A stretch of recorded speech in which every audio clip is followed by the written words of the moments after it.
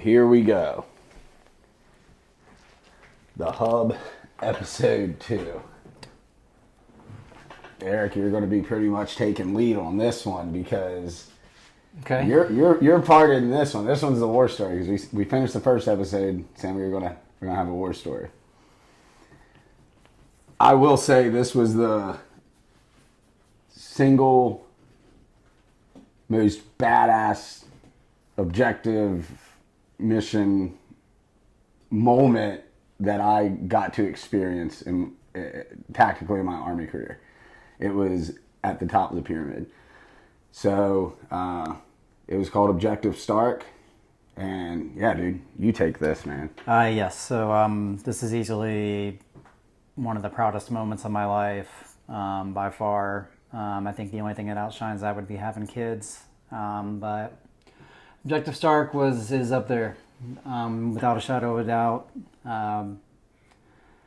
So it was 2009. We were in Fob Shank in Afghanistan. That was a pretty awful little camp we stayed at. I did. It sucked, dude. It sucked. Close bonds were made, though. Close bonds were made. Tight bonds were made. A giant circus tent with the entire platoon, plus attachments, which included the dog handler, the APU team. Oh, yeah, I forgot they were in there, too. Yeah. Oh, gosh, yeah. How did I forget that? I think we were on a limited water supply, so where we could only shower certain days of the week. There was all kinds of incoming and outgoing mortars. We were sleeping on cots. So we got to know each other pretty good, pretty well. Yeah. But it's something I wouldn't trade for the world. Yeah, that was wild times, man. It's crazy to think that we used to sleep through or wake up from, the mortar attacks. Either sleep through them or you wake up, put a pillow over your head, or you wake up and go to the MWR or the gym because, people, or chow hall because people be leaving it. So, yeah, wild times. It's like you and I have talked about, the further we get away from it, the wilder it seems. Oh, yeah. Without a doubt. So, Objective Stark was a mission where we were tasked to kill or capture a high-value target that was an IED facilitator, IED maker. This individual had American blood on his hands, and we had his location, and we went and got him. Yes, that we did. So we did an offset infill. It was October in Afghanistan, so it was starting to get pretty cold. Our infill, I think, was about 6 clicks. Yeah. Wasn't too bad for that deployment because we had some long ones. Yeah, absolutely. The one thing I do remember is when we got on the ground, we immediately walked into a creek, and that was like the first few minutes of the infill, and everybody was pissed. Yeah, wet feet, dude. No bueno. Yeah, wet feet makes me just want to be angry ranger. Yeah, angry ranger stomping through the woods. So what I remember about Objective Stark is that it was going to be 2 or 3 compounds that were kind of pointed towards each other. Each building was like at a point to each other to a third one, and almost like a Y with another building in it.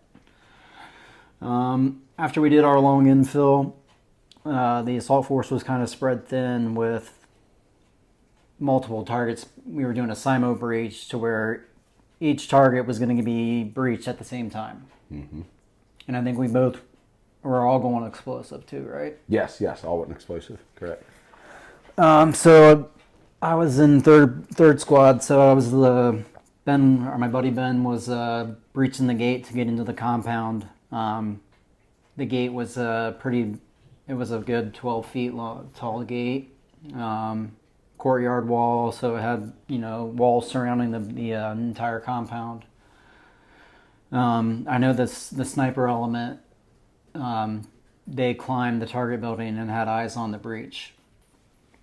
So when Ben went explosive, he put a good sized charge on the gate and blew the gate. We did a SIMO breach, so it was a countdown, 3, 2, boom. So 2 squads going explosive at the same time. It's it's kind of like a thing of beauty, honestly. It's just controlled violence Controlled chaos, yeah. that I don't know how to explain it unless you just got to do it to, get that know that feeling. And when the breach went off, I was the first person in the courtyard. And I remember kicking open the gate and flowing into the left and clearing my first point of domination. When do you remember the gunfire kicking off? Because I remember, it seemed like as soon as the breach happened, I remember a few explosions like grenades and then automatic gunfire. It was about 15 seconds after that because when I came in, I cleared my first point of domination and started clearing the rest of the courtyard. And I remember seeing the van in front of me and another vehicle on the right side of the courtyard. And so, me being short, there was like a 3-foot ledge in front of the target building with 3 big glass windows. And I remember seeing that ledge thinking, man, I'm not going to be able to clear that because I'm short and I've got about 100 pounds of gear on. So as I'm clearing my point of domination, I find a little staircase in the far left corner. So I immediately make my way to that staircase, climb those 3 stairs, and start clearing across the courtyard. And as I'm going across, there's 3 big glass windows. And the first set of windows, I remember seeing people moving around and jumping around in the building. As I went across the first set of glass, I remember yelling, "I've got movers, I got movers." And as soon as I got past that window is when everything happened. Okay. So, I mean, it was probably, 5-10 seconds at the most. Yeah. So it happened quick. So it was very quick. Boom, breach. So we were doing our thing. You guys came in, few steps, all of those thoughts that you just explained. And guys, correct me if I'm wrong, Eric. Everything that he just explained happened in probably covering 30 feet? Yes. At a what would be considered probably a very brisk walk when you're going at the high ready clearing. I would say a average civilian's very brisk walk. So all of that happened in a very short time. So you guys are in there. You called it out. All hell breaks loose, and I believe it was three grenades went off. 2 grenades? Yeah. 3 grenades went off. Okay, I thought so. And then automatic gunfire from AK-47. Correct. So then what were you doing then? Because the only thing I was doing, guys, is we went in and I dumped into a room that a couple people had bypassed, cleared the room, but there was a cellar. And I locked it down because I was not going into a cellar by myself. And then that also gave me rear security as well. So I didn't get to have any fun that mission. It was just cool to be part of this. So everything is going to hell. What do you do? So as I was making my way past that that set of glass, and I remember it exploding in here, like clack, clack, clack, clack, clack, clack, clack, clack.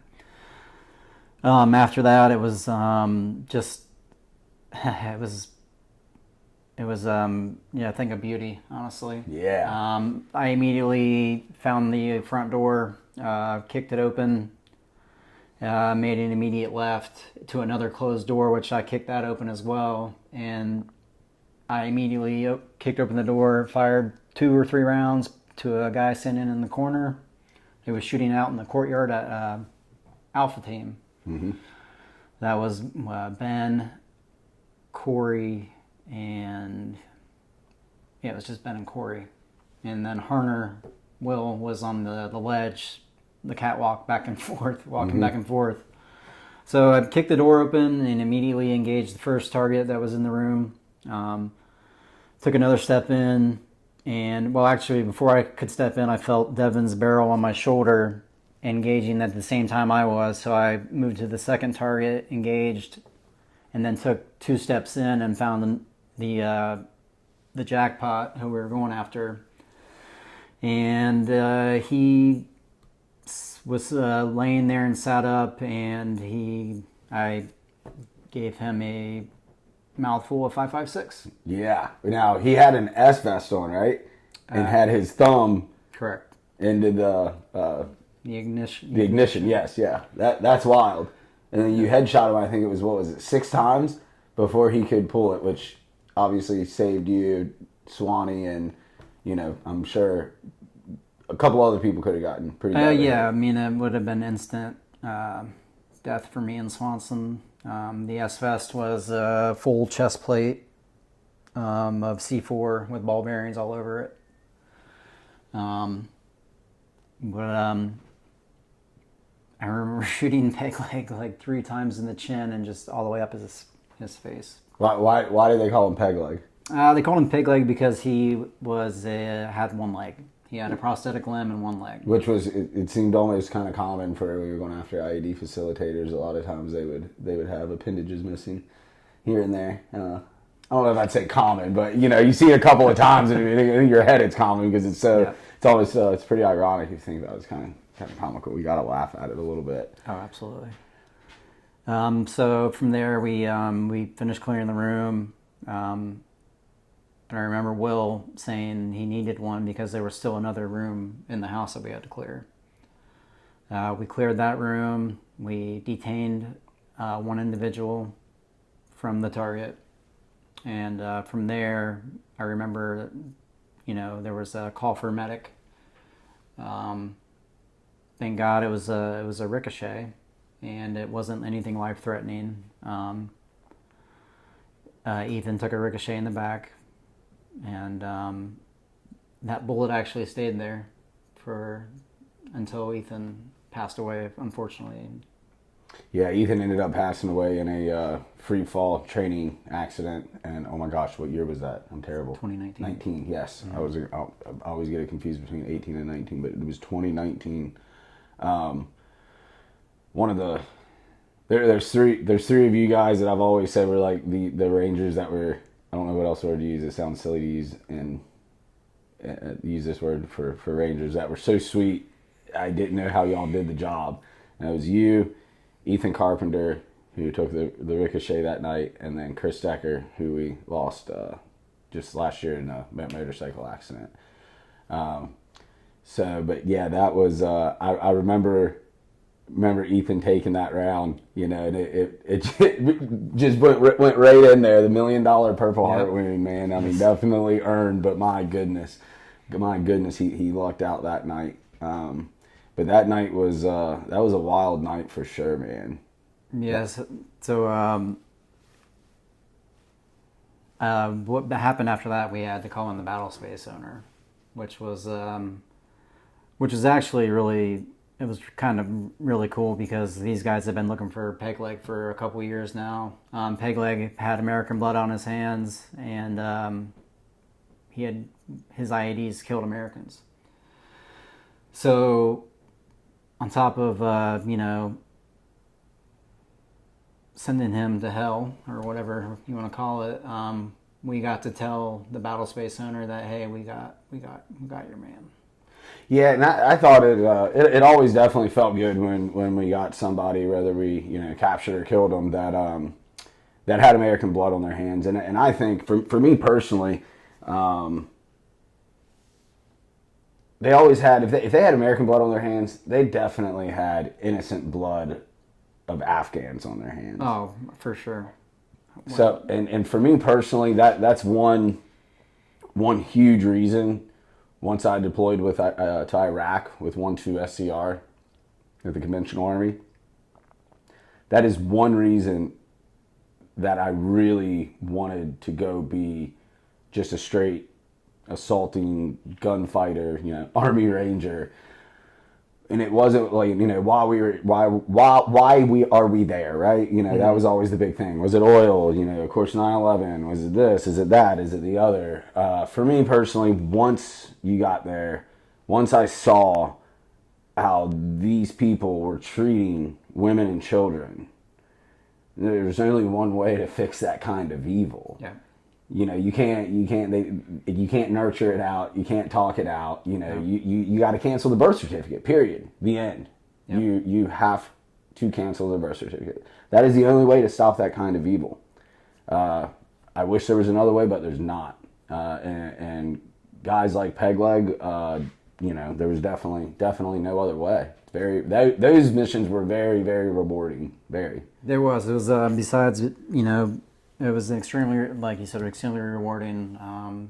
One of the not proud of what just I did, but what my fire team did. We train all the time, hours and hours spent at the shoot house, live fire ranges, tape drills, ready ups. I mean, you're talking hundreds of hours. Oh yeah, I mean, when you're talking like ready ups and whatnot, I remember going out and getting a 1 inch by 1 inch piece of glint tape, and this would just be back at the cop, in the rear, and getting our kits and helmets on and going out there with our M4s and putting that 1 by 1 piece of glint tape up on the wall, doing a ready up and engaging your laser and doing it over and over and over and over and over, and then coming up and somebody trying to knock you off balance and then boom, engage your laser, and it had to be on that 1 inch by 1 inch glint tape.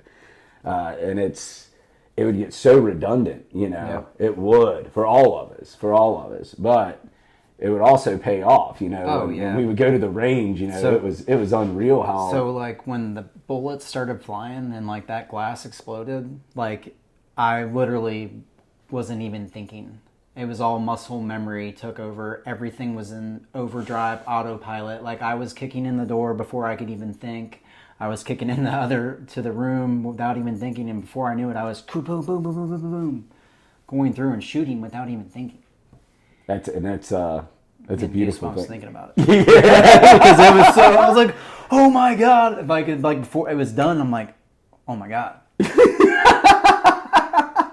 And then it's like, oh, yes. Do you remember our platoon sergeant that night? That was the night he got shot through the pocket. Do you remember that? I forgot about that part till just now. Yep, his cargo pocket, he had a hole. Yeah. Yep. Yeah, he did. Oh my goodness. Yeah, that was a wild night, man. What a wild night. And it just, all the training, and it just happens and it's over, and like before you can even think, in a blink of an eye, and it's like, wow.